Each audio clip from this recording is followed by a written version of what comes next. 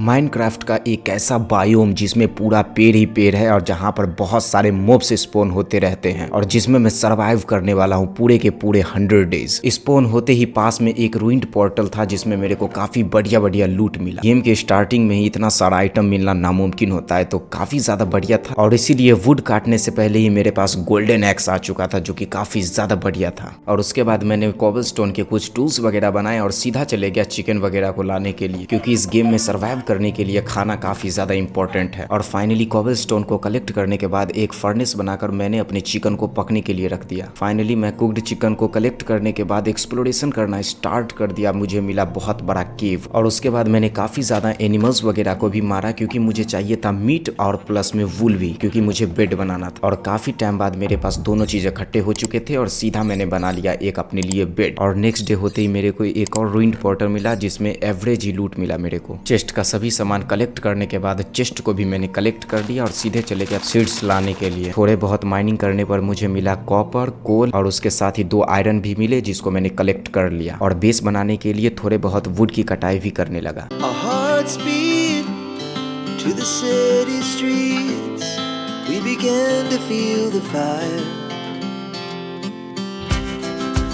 और सारा सामान कलेक्ट करने के बाद मैं चले गया ऊपर अपने बेस को एक्सपेंड करने के लिए, क्योंकि मेरे को काफी ज्यादा बड़ा जगह चाहिए। सारे सामान को चेस्ट में रखने के बाद बेस को अपना थोड़ा बहुत बढ़िया बनाने लगा और सीधा चले गया थोड़े बहुत माइनिंग करने के लिए। और माइनिंग स्टार्ट करते ही शुरुआत में मुझे कुछ बढ़िया आइटम सब तो नहीं मिला, बट कोल मेरे को और कोबलस्टोन तो भाई बहुत ही ज्यादा मिल रहा था। कोबलस्टोन का यूज तो काफी ज्यादा होता है एक्सपी फार्म बनाने के लिए, बट फाइनली काफी ज्यादा मेहनत के बाद आयरन भी मिलना स्टार्ट हो चुका था। 9 आयरन के साथ मैं फिर से चले गया काफी ज्यादा माइनिंग करने के लिए, क्योंकि मेरे को काफी मेहनत के बाद ही आयरन वगैरह मिलते थे। भाई क्या ही मैं बताऊं, काफी ज्यादा मेहनत के बाद आयरन के साथ साथ लैपिस लजूली भी मिलना स्टार्ट हो चुका था। तभी एक ज़ॉम्बी से मेरा फाइट हो जाता है और उसके बाद एक आता है क्रीपर जो भाई फट जाता है भाई बहुत भयानक। तभी मैं काफी ज्यादा डर्ट को इकट्ठा किया और मेरे पास काफी ज्यादा आयरन के पीसेस इकट्ठा हो चुके थे, तो मैंने बनाया एक अपना आयरन का आर्मर। एंड फाइनली आयरन के फुल्ली आर्मर बनाने के बाद और टूल्स भी बनाने के बाद मैं सीधा उसको पहन लिया और भाई उसका लुक काफी ज्यादा बेटर निकल कर आ रहा था। तो फाइनली अब समय है व्हीट फार्म बनाने की।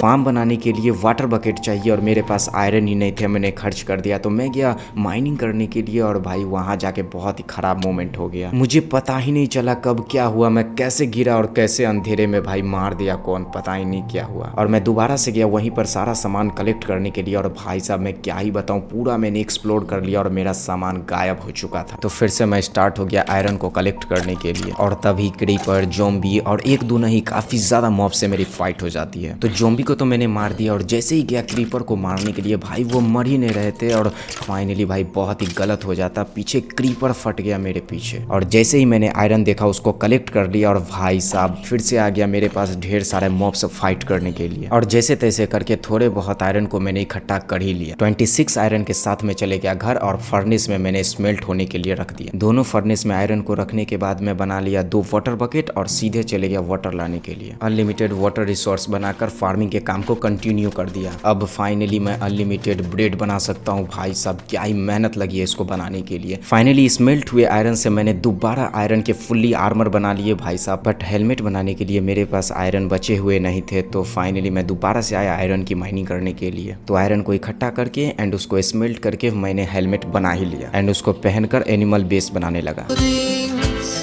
As the chemicals that take us higher, the night's young and it's just begun.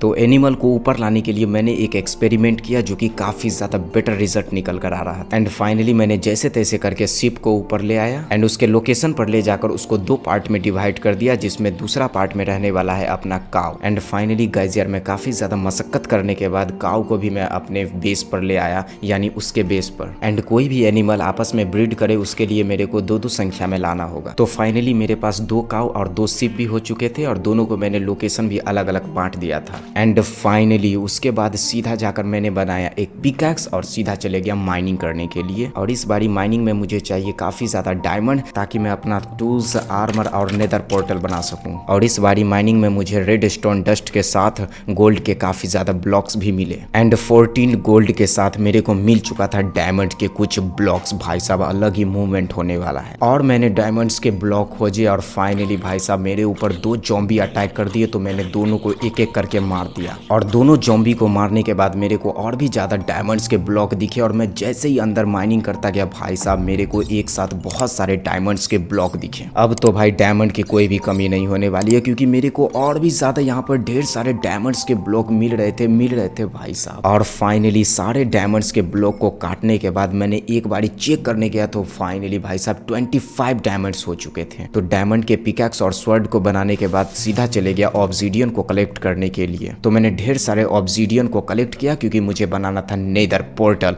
अब भाई साहब मजा ही मजा आने वाला है। वंडरिंग ट्रेडर का दोनों लामा गया काम से, लावा पर भाई घूम रहा था, भाई क्या ही बताएं। तो फाइनली इस दोनों को मार ही देते, यानी तीनों अब बनाते हैं नेदर पोर्टल का बेस।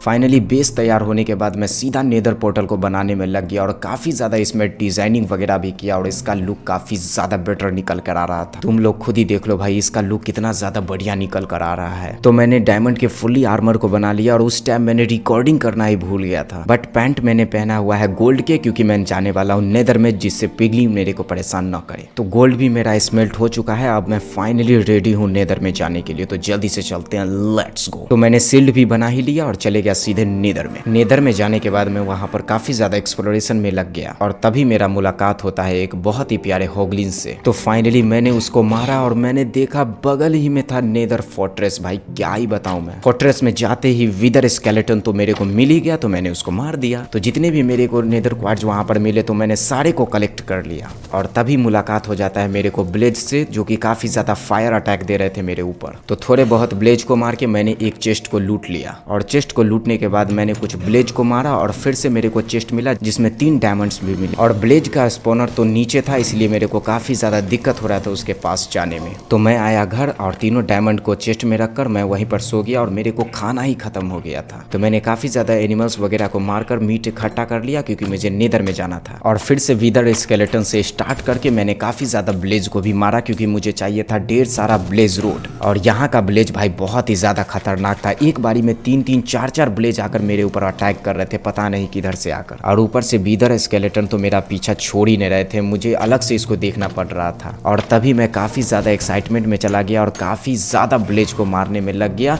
जिससे अंधेरे में मुझे पता ही नहीं चला कि कब क्या हो गया। तो मैं दोबारा से गया वहां नेदर में देखने के लिए कि एक्चुअल में हुआ क्या था। तो तभी मैंने देखा कि मैं एक बहुत ही बड़ा खाई में गिर गया था। भाई साहब नीचे लावा होता तो मेरा सारा सामान भाई बेकार हो जाता। भाई क्या ही हम बताए, मेरे पास डायमंड के आर्मर भी था, मैं बच गया भाई साहब। फाइनली मैंने काफी ज्यादा ब्लेज को मारने की कोशिश किया और फाइनली मैं सफल भी रहा क्योंकि मैंने काफी ज्यादा ब्लेज रोड को इकट्ठा कर लिया था।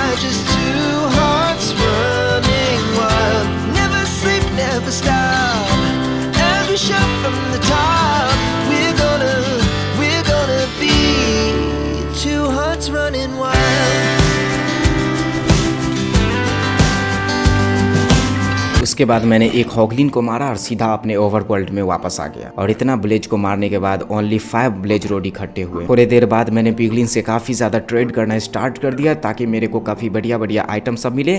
बाकी मेरे को खराब ही आइटम मिला उनसे क्योंकि मेरे को चाहिए एंडर पर्ल और ये मेरे को दे ही नहीं रहे थे। सारे गोल्ड को ले लिया और बदले में दिया क्या, एरो और नेदर क्वार्ट्ज। भाई क्या ही बताएं। हालांकि 5 ब्लेज रोड से मेरे को कुछ नहीं होने वाला था, तो मैंने फिर से गया काफी ज्यादा ब्लेज को मारने के लिए क्योंकि मेरे को काफी ज्यादा ब्लेज रोड की जरूरत है।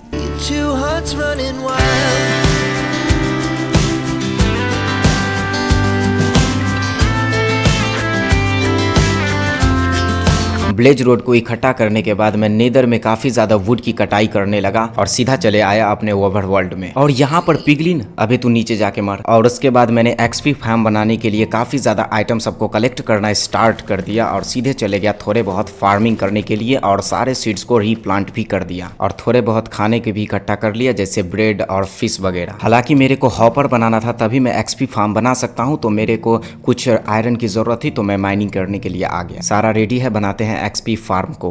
Our hearts beat to the city streets. We began to feel the fire. We rise like tall buildings as the chemicals they take us higher. The night's young and it's just begun as she puts her hand in mine. We wanna chase the night. और finally भाई साहब मेरा विट तो काफ़ी ज़्यादा बढ़िया से grow हो चुका था, तो मैंने सारे को काट लिया और फिर उसके सीड्स को भी रीप्लांट कर दिया। और इसी के साथ मेरा 50 डेज चैलेंज भी कंप्लीट हो चुका है। नेक्स्ट वीडियो में 100 डेज तक होने वाला है, तो जल्दी से जाकर चैनल को सब्सक्राइब कर लो। तो मिलते नहीं धमाकेदार वीडियोस के साथ, तब तक के लिए बाय बाय, लेट्स गो।